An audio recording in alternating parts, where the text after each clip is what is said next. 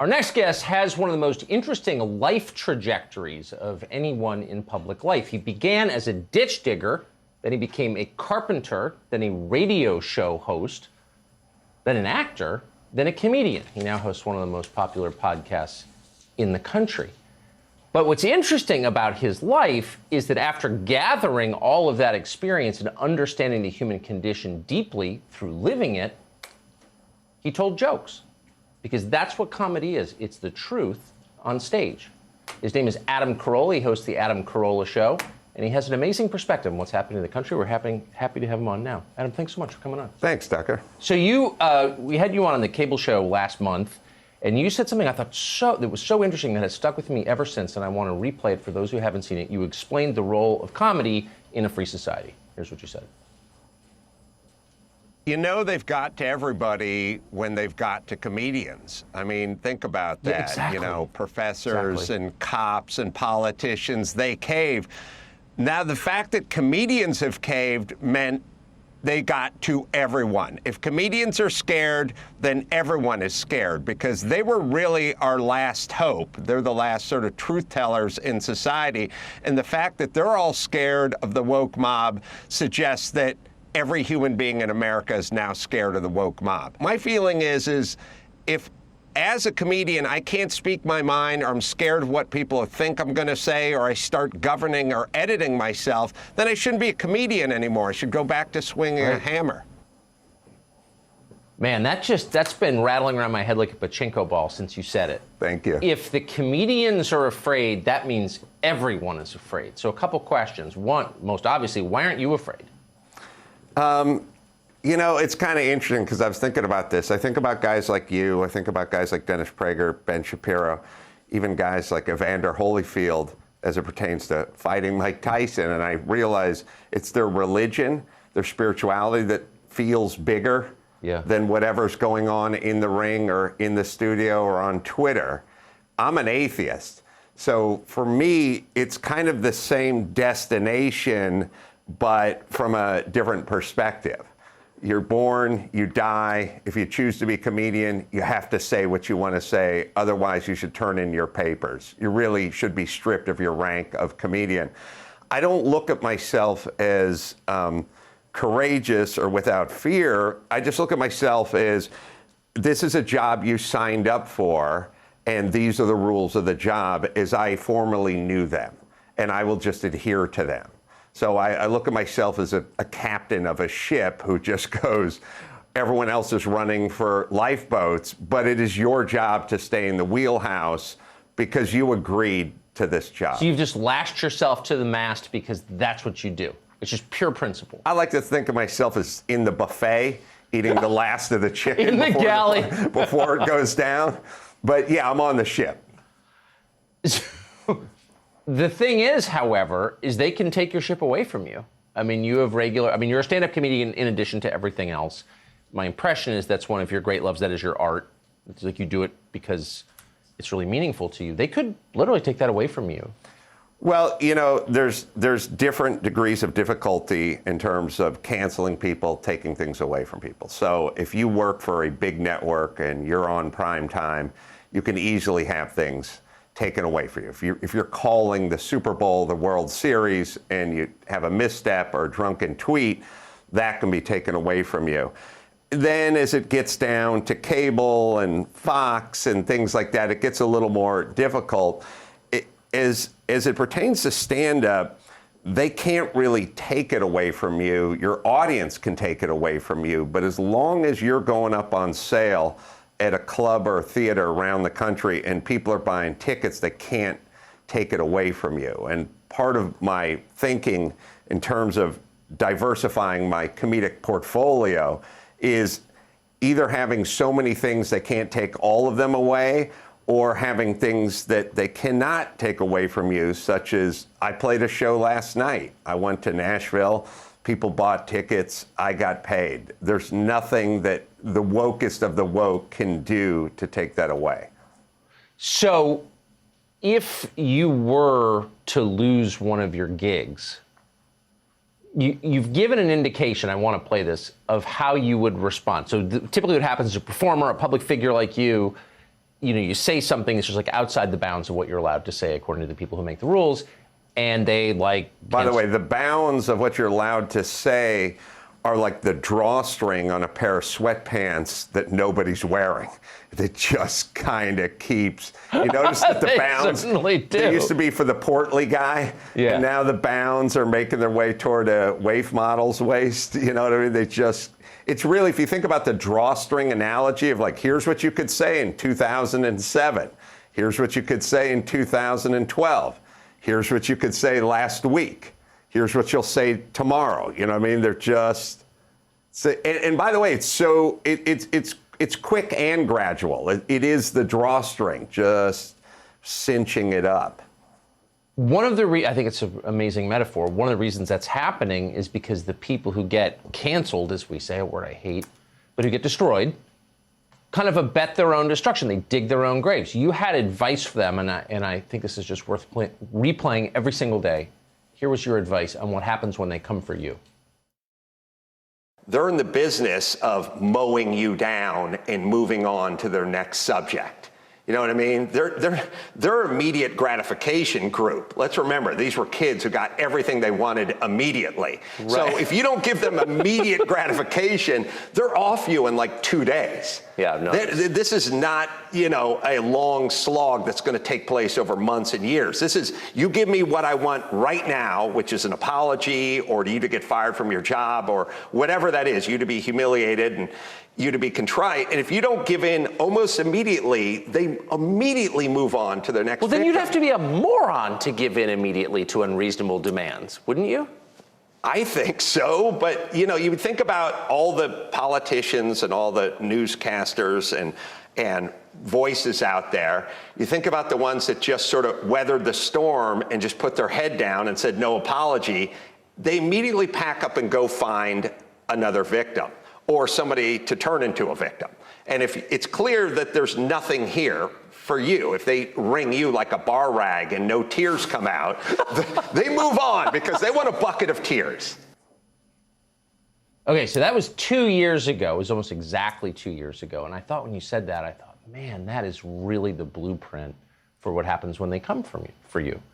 Well, they're being bullies, and what do you do? Right. Bully. You stand up to a bully. Of course. Otherwise, the bully is going to bully everyone in the fourth grade. No one took your advice. There's, it appears to me that we're working off a sort of publicist doctrine that was written in 2004. You know what I mean? Huh. Which is prepared statement. You must apologize. Remember from your youth, the ball player got caught doing steroids or something. He got up, he read a prepared statement, or he said, "This is I will offer up my apology," and then people went, "Okay, good enough." Turn the page, and we would move on. So we're basically using the same sort of publicist-derived tactics that formerly worked that do not work anymore. Ask the guy who hosted The Bachelor, or 1,000 other folks that have been deplatformed and fired from their job. But we're using this old playbook that's not really effective anymore. So we're basically saying we're going to use a playbook from 20 years ago. This is how we're going to deal with this crisis. Society has turned so fast and so hard and so relentlessly that the old playbook is not effective in this new league we're all playing in this new sport. The sport has changed, and they're using the old playbook. The new playbook, which is should be adapted to the new sport that we're playing that people don't know they're playing, is screw you, I stand by what I said, I'm not apologizing, which, by the way, gets them to leave you alone for the next round, because the apology is just a saucer of milk you put out in the back for the feral cat, and the next week you got 10 cats out there, and you think you're going to appease them with more cream, and it's an impossibility. I think the only people to survive Stalin's purges in the 30s were people who, and most didn't, but the few who did were the one. There was a poet called Ginsberg, I remember very vividly, who said, no, I'm actually not a secret Trotskyite, and I'm not ever going to cop to that. And she survived and was rehabilitated.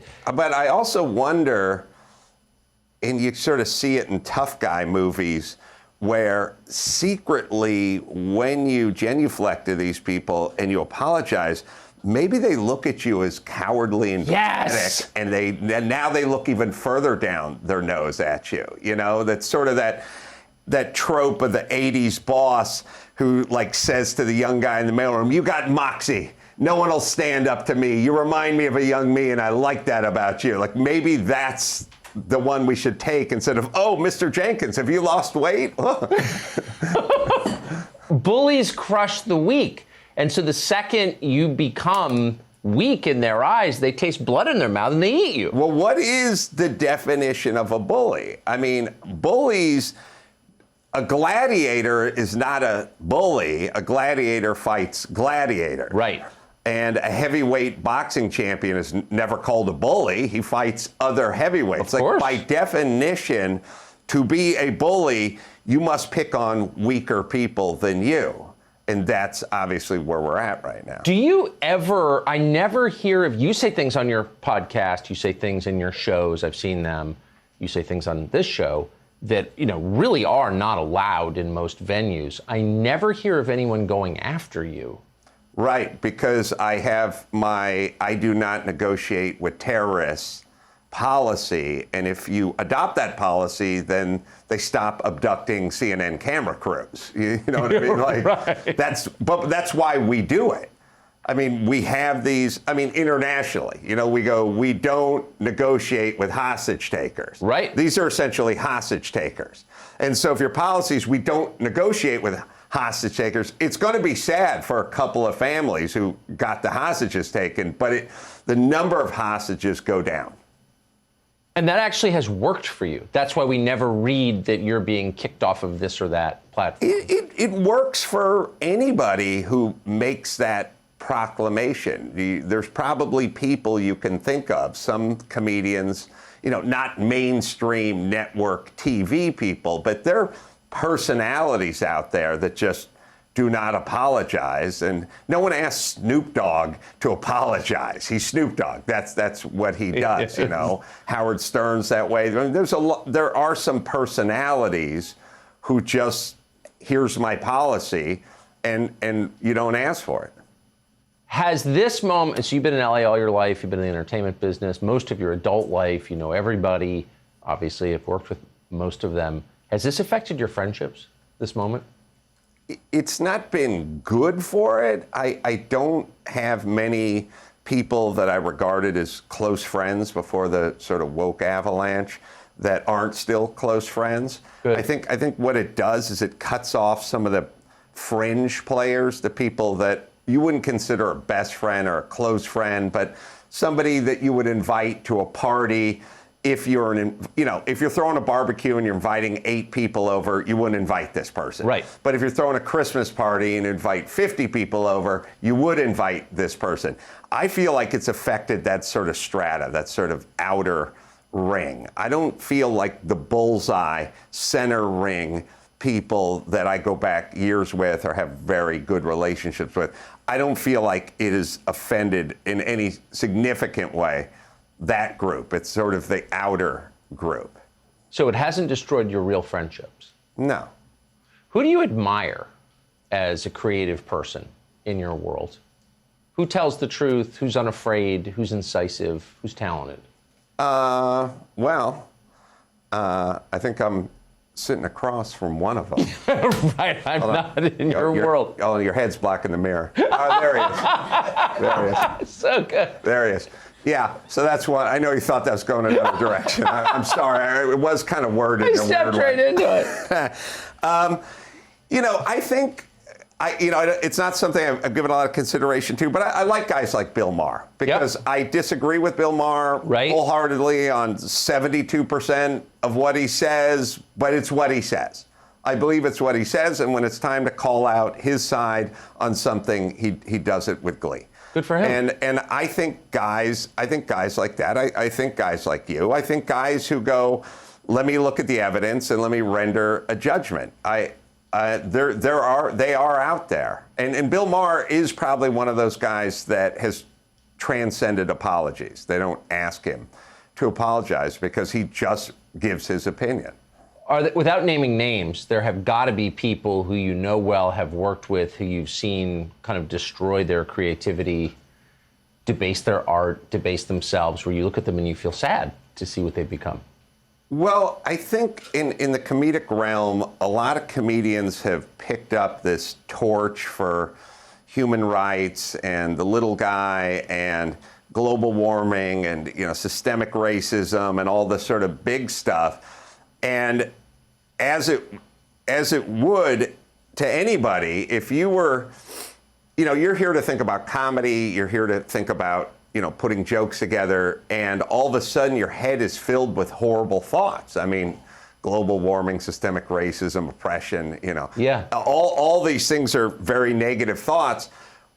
Well, if your job was to make ice cream and you were sitting around thinking about systemic racism all day, it would affect your job. You know, and I think a lot of comedians have been affected because they've taken on this sort of the burden of culture. You know what I mean? You see a lot of athletes do it. You see a lot of, it's kind of an interesting new thing, certainly for comedians. I mean, comedians were supposed to look at societal trends and then comment on them in a funny way. Float above them a little bit. Yeah, float above them and sort of make fun of them. And now the comedians are in a real quandary because the comedians always made fun of the man. And the man was the principal at the high school. It was Donald Trump. It was Ronald Reagan. You know, those guys were the embodiment of the man. Well, now the man is Gavin Newsom or Kamala Harris or Joe Biden. That is your man. So many comedians who are trained assassins to go after the man are now looking at the woman or the black man or the man they voted for going, I don't think I want that man. And that will really screw up your, you know, it's like in boxing, you know, the Klitschko brothers were the best heavyweights of their era for a period of time. They had probably a 5-6 year run where the Klitschkos were pretty, Lennox Lewis had kind of stepped aside and the Klitschkos were dominant. Well, everyone wanted to see the Klitschko brothers fight each other, but they couldn't because they're brothers. You know what I mean? I feel like a lot of comedians are sort of in that position now, which is like, I'd like to go after Joe Biden, but I can't, he's my brother. So we're not seeing the big fights anymore. We're not seeing these people at their best. No, you become a propagandist. I mean, if you really feel like you have to cover for somebody, you're by definition lying, and there's something funny about that. I've always thought that Gavin Newsom, if people could look at him in a really fresh way without any kind of political allegiance, would be maybe the most hilarious leader out of 50 governors in the state. Here is Gavin Newsom in July 2020. Tell me if this makes you laugh. I want to remind you, limit your mixing with people outside of your household. It's just common sense, but the data suggests not everybody is practicing common sense. Yeah, not everyone's practicing common sense, Adam. Yeah, oh my God. You're not laughing. Well, California is being destroyed because of a lack of common sense, but it has nothing to do with wearing a mask when you're outside on a hiking trail. How seriously did your neighbors take that? I mean, I just wonder, like, if your governor is Gavin Newsom, who to me, maybe I'm not close enough to it, but he's just so self-evidently ridiculous. He says something like that and then gets, you know, busted eating truffle pasta at the French Laundry. You couldn't possibly follow his orders, could you? You know, the scariest and most eye-opening chapter in this horrible book we're writing of COVID-19 is just how malleable citizens are. You know, how they'll not only will they do it, but they'll turn on each other. It was kind of interesting. I was walking through my neighborhood the other day, and I noticed everyone was wearing a mask outside. Of course, I wasn't, but everyone else was wearing a mask outside. And I thought, why is everyone wearing a mask outside? And also, it's unenforceable because on the street that they're walking on wearing a mask outside, the posted speed limit is 25 miles an hour. Every car that's going by is going 42 miles an hour. This isn't the government imposing. The government they can impose it, but they cannot, they can't enforce it. Right. You know, this is us enforcing it on ourselves through a sort of social shame, which is scary. It's scary how many people drank the Kool-Aid, bought into this thing, and are willing to then enforce it with other people. So snitches don't really get stitches, do they? No, they get gold stars now. I wish that rhymed. I do too. What do you think of that? Did you ever think you would live in snitch culture? No, because I thought it was antithetic to the American culture. You know, the American culture is freedom. It's eagles soaring. It's, you know, guys in sandrail dune buggies doing wheelies. It's not lemmings jumping, is it? It's not lemmings being, you know, hoarded into the sea, or sheep's, you know, being pushed around by a shepherd. It's not, but there's something enticing about it, and I think it's the lack. I think my general overall thought about this is, as religion starts waning, like every year religion goes away a little more, something has to fill that gap. Yes. You know, I don't think people are, I don't think people can be effective atheists. I don't think they can say, I'm an atheist, I believe in nothing. You're an atheist, you don't believe in God, but you believe in something. You believe in Gavin Newsom, you believe in the science of double masking outdoors, you believe in global warming. Like you believe in something. White supremacy and, you know, this Aryan nation we're living in now, like that is something. That is not filling the mind of religious people. That's so you've described yourself as an atheist, but that's the second time you've praised religious people. Yes. And kind of attacked non-religious people, even though, once again, you describe yourself as an atheist. You don't sound like much of an atheist. Look, I would rather have Mormons living next door to me than pagans. Yeah. I probably wouldn't go to either party. Oh, it would definitely be bring your own booze if you're going with the Mormons. I'll bring a pot of coffee and some peppermint schnapps. But I would rather, that's the way I look at it. I'm very pragmatic. I'd rather live in a Mormon neighborhood than a pagan neighborhood. But that doesn't mean I'm Mormon, and it doesn't mean I'm religious. It just means I've studied crime statistics. I don't know, it sounds like more than that to me. I mean, you seem to have affection. You know, one of your closest friends famously is a very religious man. So, I mean, do you feel yourself moving? I wish I could. You know, I got to leave here in an hour and get on a commercial flight back to LA. And I wish if we hit some turbulence, I wish I had that relationship with God.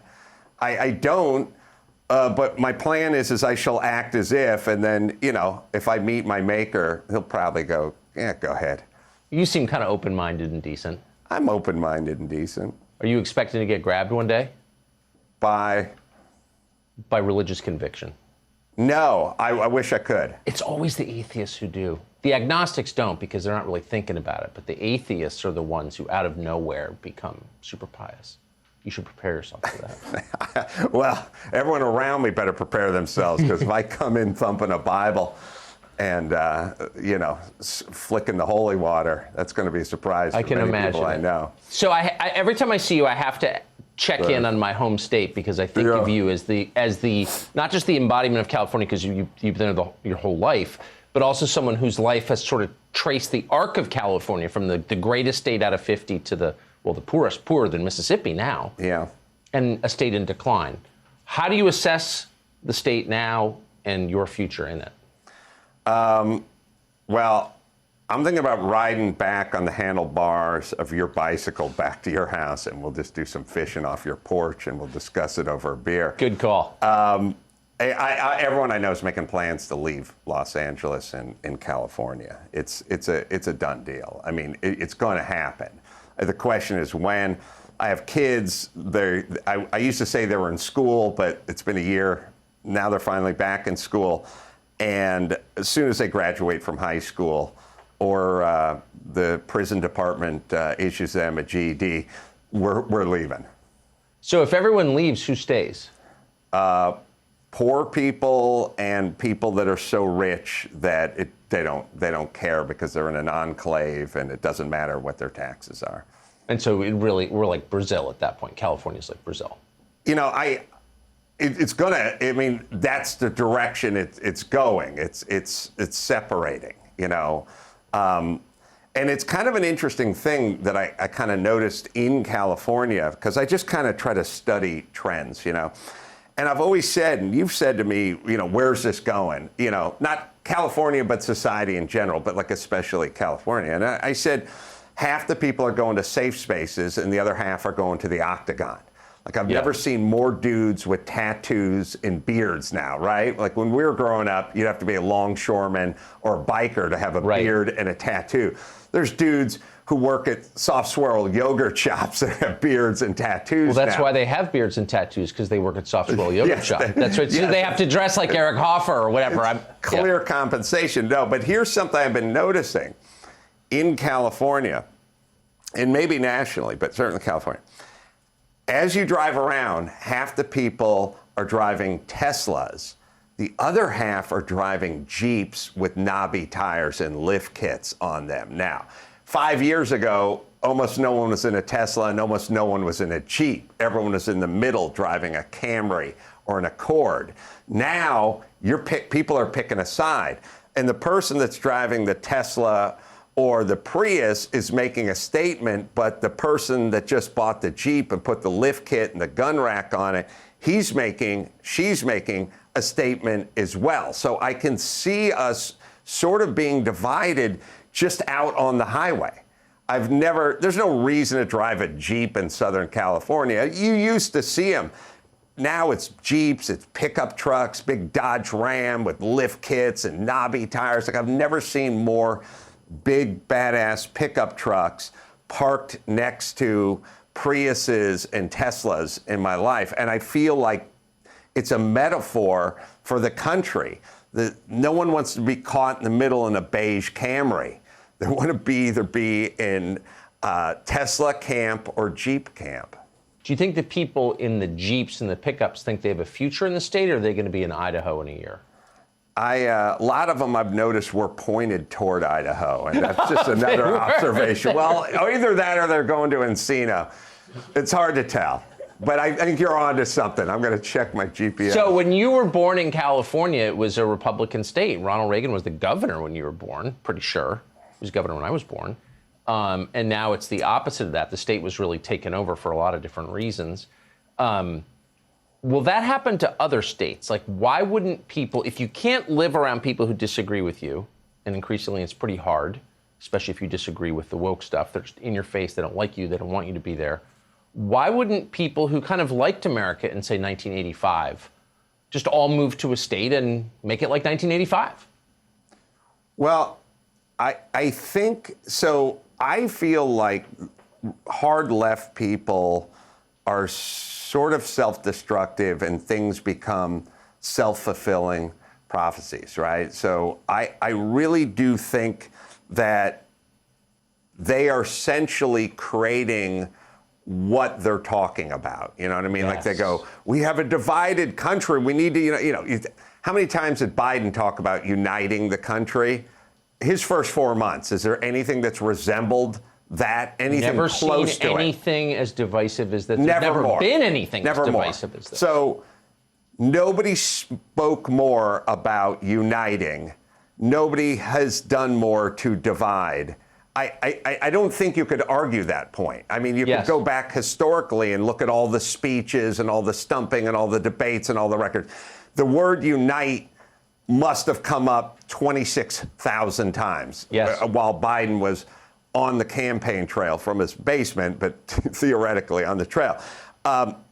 The things that he is saying now with the Jim Crow 2.0 and this kind of nonsense, he is working overtime to divide. So what it is what are they asking for? What are they saying versus what are they doing? So I feel like the left does a lot of bring it in, let's hug it out. Let me put a tack in my palm and smack you on the back, and then you get away, and then they go, I told you didn't like me. You know what I mean? It's a lot of projection, but mostly self-fulfilling. Yeah. And they are, they go, well, we want to have a separate graduation for black students at Harvard. Because we're against segregation. Because we're against, yeah. So we're going to meet at the black dorms, and then we're going to meet at the Latinx dorms, and then we're going to meet at the Asian dorms so we can talk about unity. So I can give you a lecture on unity. So they are pushing this. I feel most of the people I know sort of in the middle, Republican or just libertarian, just want to live and let live. Yes. Not interested in stomping out every voice that's remotely different than their own. So they are essentially creating this atmosphere where people who used to be live and let live and kind of middle of the road are now saying, I'm moving to Texas, or I'm moving to Florida. I want to be with my own. I can't take, and I see more of it on Twitter, more of it like, don't come here and bring your California BS. Yes, you that's right. You can come to Texas, but shut up. We're going to do it by our rules. And, I heard a story out of, I think it was like Huntington Beach last weekend, California. There was a White Lives Matter rally. So there's now such a thing as a rally for White Lives Matter. Yeah. And everyone, of course, is outraged. But how long can you have Black Lives Matter rallies without this happening? Of course. It's got to happen. How can you mandate identity politics for everyone without creating white identity politics? That's maybe the reason why you shouldn't mandate it in the first place, because you want to live in that country? No. It creates it de facto. Of course. So that's where we are. So the people that are saying, we don't want this, we want unity, are creating this new sort of world order where people are going to start moving and surrounding themselves with their own. And, this sort of, what is their decree? Their decree on the left is the most insulting decree ever when they go, scared of people that don't look like them. Totally insane.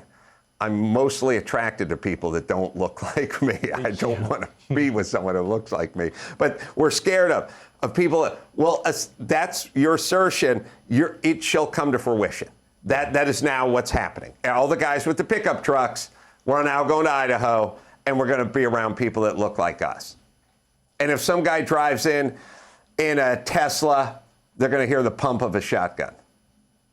That's where we're headed. Is there any way to reverse that? It would be nice if the president and others in higher positions kind of took their foot off this accelerator a little bit. Like, you can't find race under every rock. You can't stare at the clouds and announce it's racist. You know what I mean? Like, stop the beating of the racist drum constantly. It's impossible to live in that world. So that, and of course, we could start getting the professors and the campuses, and it probably starts with education, because these people come in, high schoolers, they're teaching them critical race theory, and then we launch them out to the New York Times and the Google and the rest of the world. If big tech and politicians could just step back and look at Google and Twitter and big tech, Facebook, whatever. You guys are supposed to be just referees calling balls and strikes, not trying to figure out who's playing or if your son's at bat or your daughter's pitching. You know what I mean? If we could get those people into a more neutral posture, like they claim to be, like we all thought they were gonna be X amount of years ago, then I think this thing would die down. How much of what they say, the woke people, the people in charge, the president and his acolytes, do they really mean? So, like, if you quote Martin Luther King and they denounce you as a white supremacist for doing that, which happens, I happen to know, do they really mean it when they say that? No, I mean, I can't believe, I don't think Joe Biden means anything he that's says. right. I don't think there's anything that comes out of his mouth that he means. And, when he's talking about Jim Crow 2.0, or he's talking about, certain, I heard him the other day saying certain nations are being pulled back, or certain states are being pulled back into a Jim Crow where they're going to ask black people to count jelly beans before they can vote. And it's like, it's insanity. It's reckless. It's irresponsible. It's sort of insane. It's really sort of the equivalent to your pilot being drunk. Sort of like, well, he's not a bad guy. I know, but he's drunk. He's flying an airplane. Yeah, so he drinks a little. You know what I mean? He has a co-pilot. It is kind of that. You know what I mean? Like, well, he doesn't want to kill anybody. Yeah, I know, but he's a drunken airline pilot. That's what Biden is doing. He's just saying horrible, divisive things that has got us going at breakneck speed apart from one another. And the politicians have figured it out. The corporations have figured it out, that, Carolla and airlines and all that, they're all racing this direction. I don't think they know what the end game is. And the end game is power. It's not prosperity. It's just power. They're going to get more power. Other people can languish. Other people can go fight it out in the streets. They're going to seize control of the power. And I don't believe a thing that Biden says or Kamala Harris says. Kamala Harris, she's up there with Biden in terms of, does she believe what she's saying? Yes. Well, one little interesting test to figure out whether they believe what they're saying is just go on YouTube and see them saying exactly the opposite 4 years ago or 2 years ago or 18 years ago. You know what I mean? You can just, how could they believe what they're saying? You know what I mean? Like, the thing that's always interesting about like a guy like Biden, he's 78 years old? Yes. How many things in your life did you change 180 degrees on, like after your 50th birthday? You know what I mean? Like, you believe what you believe. By 50? Yeah, you've kind of figured out where you are. You're there. Like, most guys, it's probably 33 and a half or something. Right. You have some of these kind of kooky thoughts when you're younger and this belief system and stuff. By the time you pass 40, you're really settled in with your thoughts, whether people agree with them or not. Those are your thoughts. Think about Biden past the age of 60, how many flip-flops and reverses of thought he's past the age of 70. Or past the age of 70. So does he believe it? No, he doesn't. He doesn't believe it. But we're now entering that new era of politics. What percentage of people who voted for Biden, I mean, polls show a huge percentage believe that he was in decline as an older man. Do you think the people who voted for him think about that a lot? Think it matters? Does anyone think it matters? No, they wanted to get rid of Trump, right? And they wanted the opposite. We wanted to go from disco to grunge music. That's how we roll as a society. We've got too much mirror balls and Donna Summer and spandex and cocaine. We're going to go right over here to a tattered sweater and a guy drinking a Mickey's Big Mouth. And that's what we did.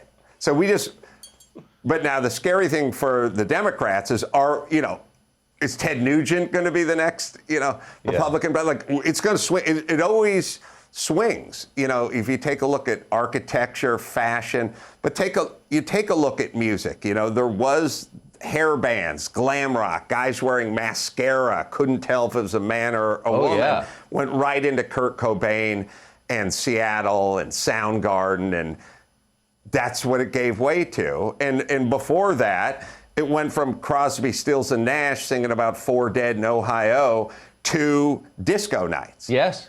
In the Bee Gees and Donna Summer. So that's how we do. It's like politically, it's like once we eat Chinese food 5 nights in a row, we go, I want Italian. And it's just us. It's like it's us as people. It's not even that you don't like Chinese food anymore. It's just had enough.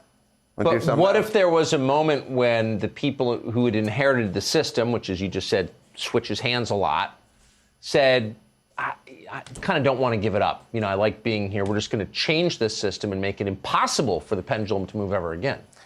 Yeah, well, I think that's the fear. I mean, that's where we're heading. I mean, I was actually talking to Dr. Drew about this, and I was like, the Democrats and I won't even say Democrat or Republican, I'll just say one side.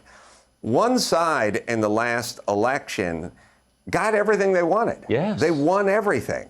They should be riding a victory high right now. They're more angry than they ever were. I've thought this since the first day. What is that?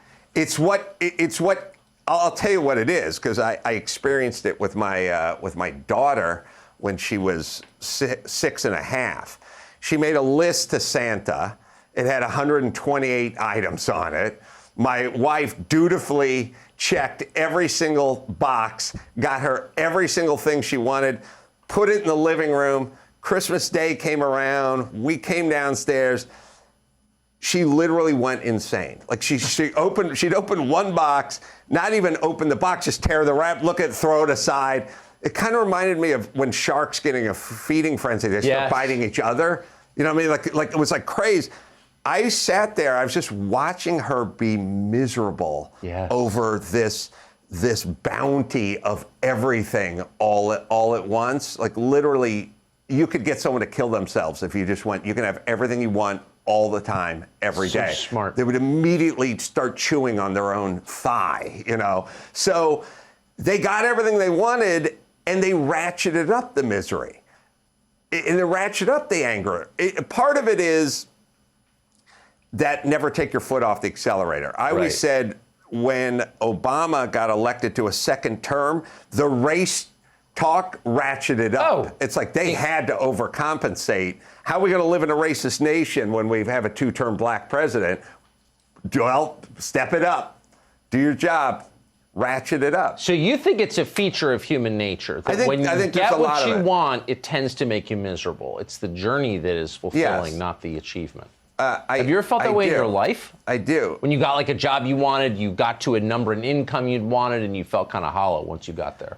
Well, you know, as a former very poor person, I always thought, well, what's standing in between me and happiness is money. Right. You know, I could have the car I wanted. I could have the home I wanted. I have roommates and a pickup truck, you know.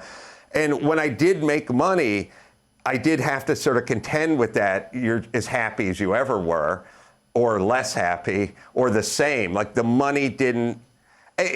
What it actually does is it makes you appreciate little things less. So when I was poor, walking in the door of my apartment with a large pizza was a big deal. Yeah. You know what I mean? Like it was, now it's like, yeah, bring the pizza, here's a tip, you know. It doesn't taste the same. You don't have the exact same appreciation for it. I was thinking, I don't know why, but it hopped in my head. I was kind of thinking about the Democrats winning everything and being kind of miserable. I was at the Super Bowl in, I think it was 2001. It was in New Orleans. The Rams, who I was rooting for, were playing the New England Patriots, and the Patriots won the game. And the Patriots hadn't won a Super Bowl ever up until that point, and they've been a franchise, been around for a while.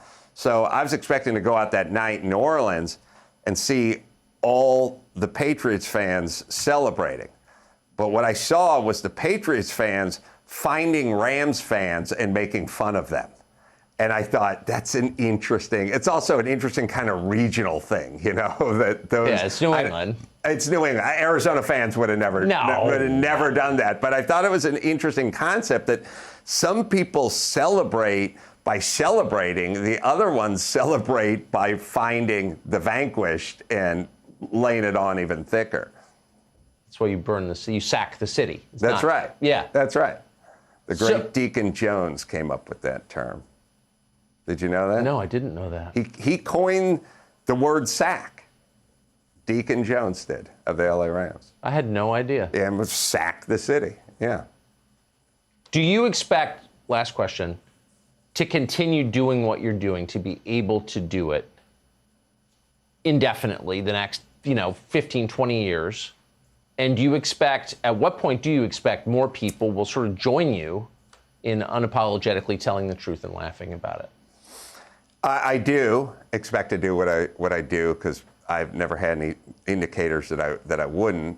I do think the folks on the left that are doing the most belly aching about this stuff and who are most ensconced in cancel culture are leaving huge wide openings for people like yourself or Ben Shapiro, Yeah, many. They're just, you should be sending them a fruit basket down to HuffPo, every week because of what they're creating. I have noticed, and again, I just kind of look at indicators. And if you look at podcasts, and you took a snapshot of iTunes top 100 shows 10 years ago, you would find no conservatives.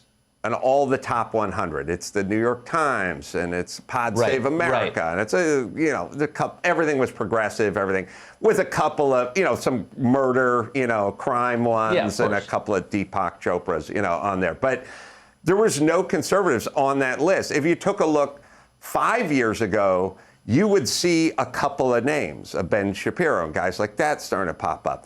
You take a look today, you're going to see 10, 15 conservative names in the top 50, which never formally existed. So you have to go, well, why is that? I mean, this thing's been around for a long time. That's right. And by the way, the convention 5-8 years ago was nobody wants to hear a conservative podcast. Look, there's none of them are charting. None of them are making it. There's a lot more on the charts now, and that's because people feel like they're being corralled and bullied and herded and pushed into some orthodoxy, and they're now looking for alternatives. They want it. So the guy who wasn't thinking about buying a Jeep now feels like he needs to buy a Jeep. In the face of all this censorship, you don't seem bitter or paranoid. It's not my style. Is it really? You really don't? You don't wake up in the morning and think, oh, God, I can't. This is freaking me out. I have a what's wrong with everyone general ethos, I don't know but I feel the same way when I see a guy with a ponytail pulled through his ball cap. I'm like, what's wrong with that guy? So he's 52. What is wrong with that guy? He's got a metric ton of turquoise on his wrist. Like, I look around and say that all the time. So I'm just sort of, I'm in that. But look, I was a carpenter. I dug ditches. I really led a very pedestrian life that was probably lower than pedestrian.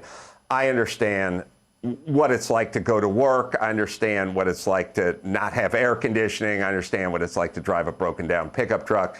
So for me, if I get to go out, if I get to say hi to you, if I get to do a show on the road, if I get to write a book or make a documentary, it's all gravy for me. Man, that's a great attitude and a deep attitude. I appreciate it. Adam Carolla, thank you very much. Thanks, Tucker. Tucker Carlson Today is the name of the show. New episodes every Monday, Wednesday, and Friday on Fox Nation. Of course, we will see you every weeknight, 8 p.m. on the News Channel.